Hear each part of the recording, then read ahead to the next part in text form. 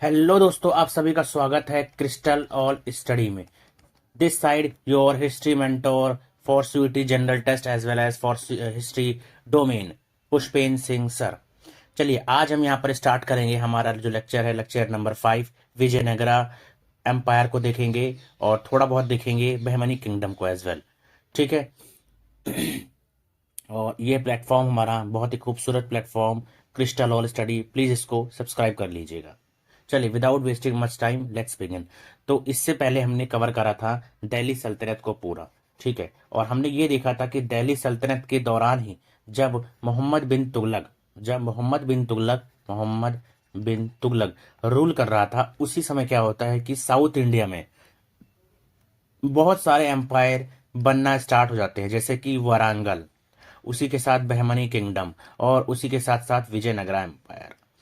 तो यही time period था जब मोहम्मद बिन तुगलक नॉर्थ इंडिया में रूल कर रहा था और दूसरी साइड से साउथ इंडिया में से बहुत बड़े बड़े जो आगे चल के 200 300 400 सालों तक रूल करने वाले एम्पायर्स बनने जा रहे थे, उनकी बुनियाद बन रही थी।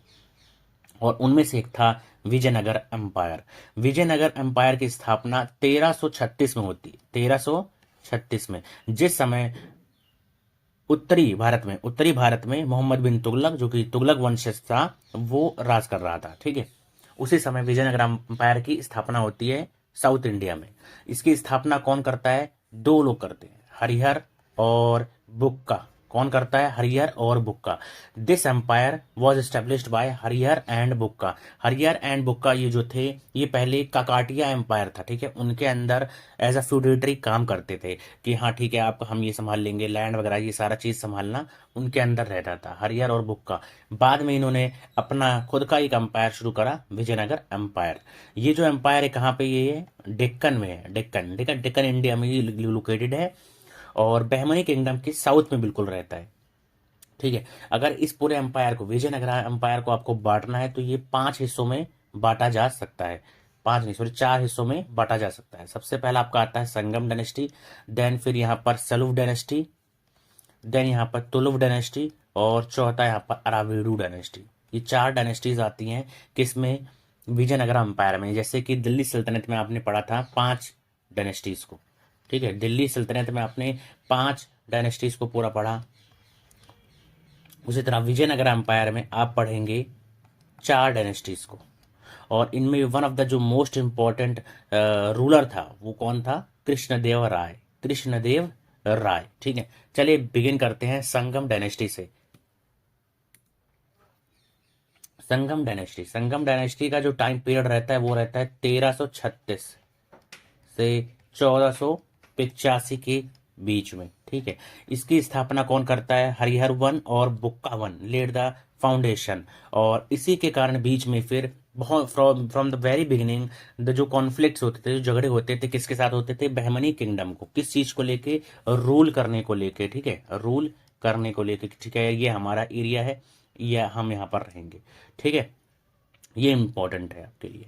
और ये जो डायनेस्टी थी, ये कौन सी नदी के किनारे थी? तुंगभद्रा नदी। Tungabhadra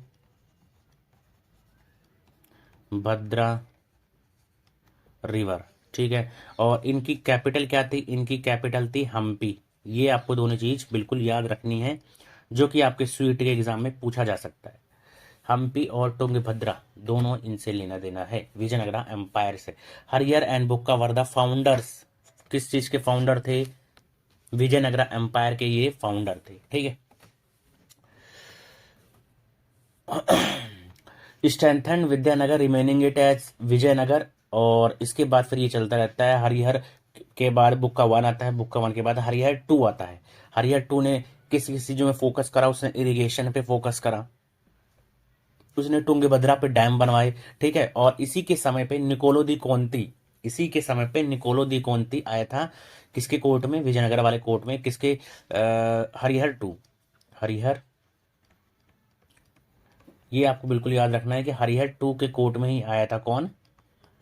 Nicola de Conti. ये बिल्कुल आपको याद रखना है और ये वेरी इंपॉर्टेंट भी है। अगर आपको याद रखने के लिए मैं एक ट्रिक बताऊं तो जो हरि है, हरि मतलब कृष्ण हो जाता है ना, तो हरि कंटिन्यूअस रहते हैं, तो कौंती से आप याद रख सकते हैं कंटिन्यूअस, वो कभी भी एंड नहीं हो सकता है हरि। ठीक है।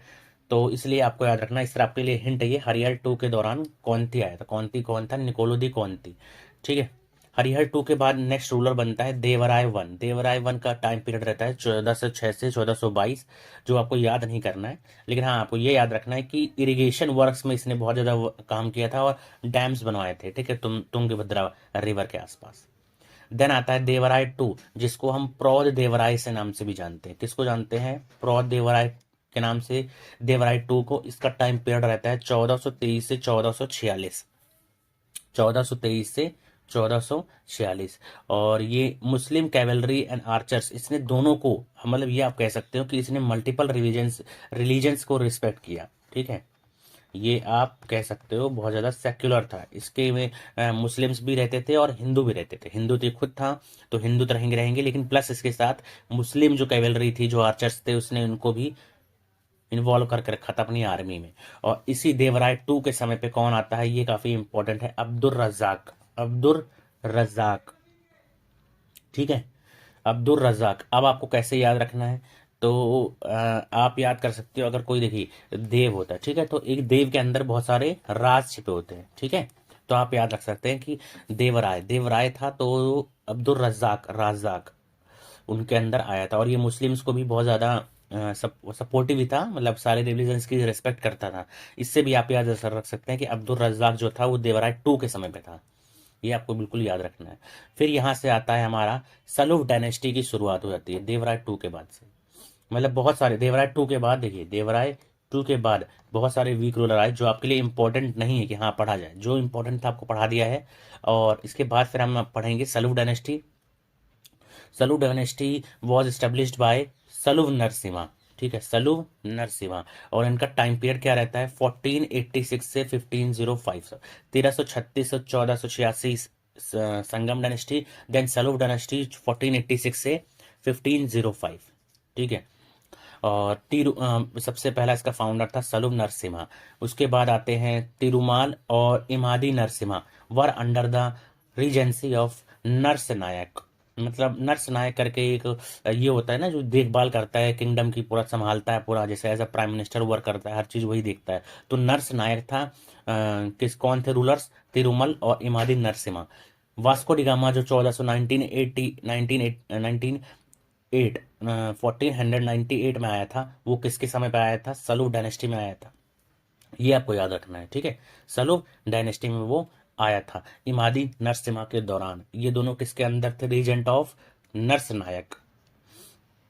यहां तक आई होप आपको समझ आ गया होगा। फिर आता है हमारा Tuluva dynasty. Tuluva dynasty is important because Krishnadevaraya, जो कृष्णदेवराय थे, वो कृष्णदेवराय वो इसी डायनेस्टी से बिलोंग करते हैं। इनका टाइम पीरियड रहता है 1505 से 1570। 1505 से 1570 के बीच में ये डायनेस्टी रूल करती है।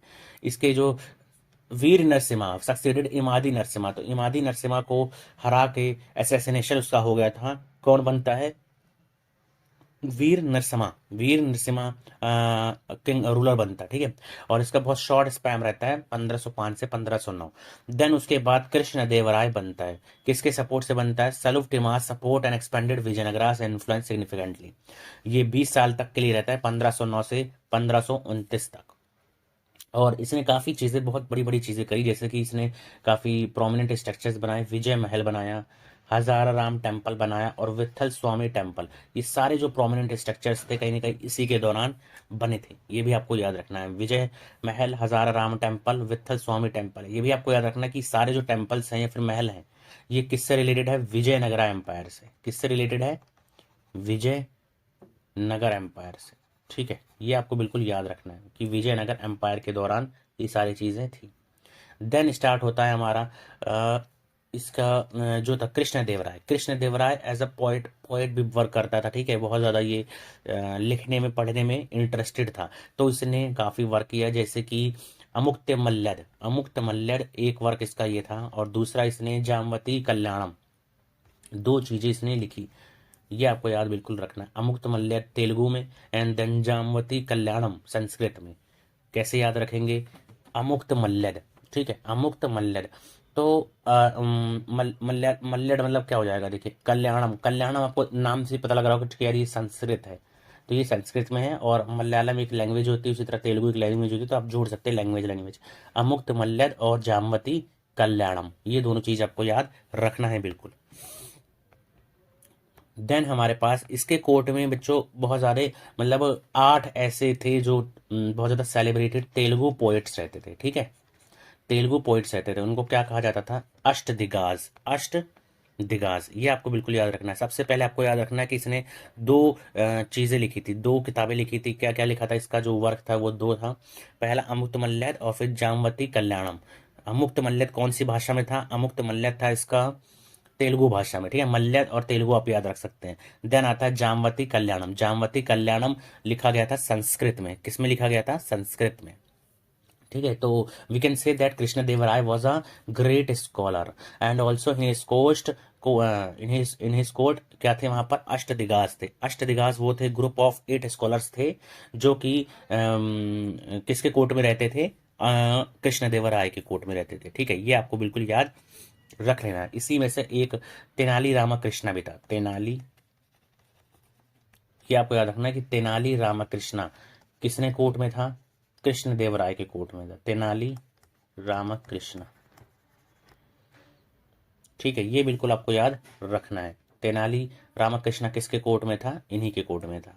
उसके बाद आपको दो चीजें और याद रखना कि फॉरेन से दो पोर्चुगीज जो थे, पहला था दुअर्ते बारबोसा और दूसरा डोमिनिगो पायस। ये दोनों जो आए थे किसके कोर्ट में आए थे, कृष्ण देवराय के कोर्ट में आए थे। दुअर्ते बारबोसा एंड डोमिनिगो पायस, दो का दोनों किसके कोर्ट में आए थे बच्चों, कृष्ण देवराय के कोर्ट में। कैसे आप याद रखेंगे, दुअर्ते बारबोसा, डोमिनिगो पाइस। तो देखिए दुअर्ते, दोनों में दो दो नाम आ रहा है, ठीक है। तो कृष्णा देवराय के देखो दुअर्ते, दो और दो, तो ये आपको याद रखना है। अब्दुल रज्जाक किसके समय आया था, राज, बहुत सारे राज रहेंगे किसके अंदर, देवराय के अंदर। देवराय कौन सा, दूसरा देवराय, देवराय सेकेंड, ठीक है। ये भी आपको याद रखना है। और उसके बाद आपको बताया था हरिहर, हरिहर के अंदर कौन आया था, हरिहर टू के अंदर, हरिहर टू के अंदर आया था हरि, हरि से लेना देना है कंटिन्यूअस, ठीक है। तो कंटिन्यूअस कौन था, निकोलो दी कॉन्ती, निकोलो दी कॉन्ती, ये आपको निकोलो दी कॉन्ती, ये सारा चीज़ आपको याद रखना है बिल्कुल, जो आपके एग्जाम में आ सकते हैं, ठीक है।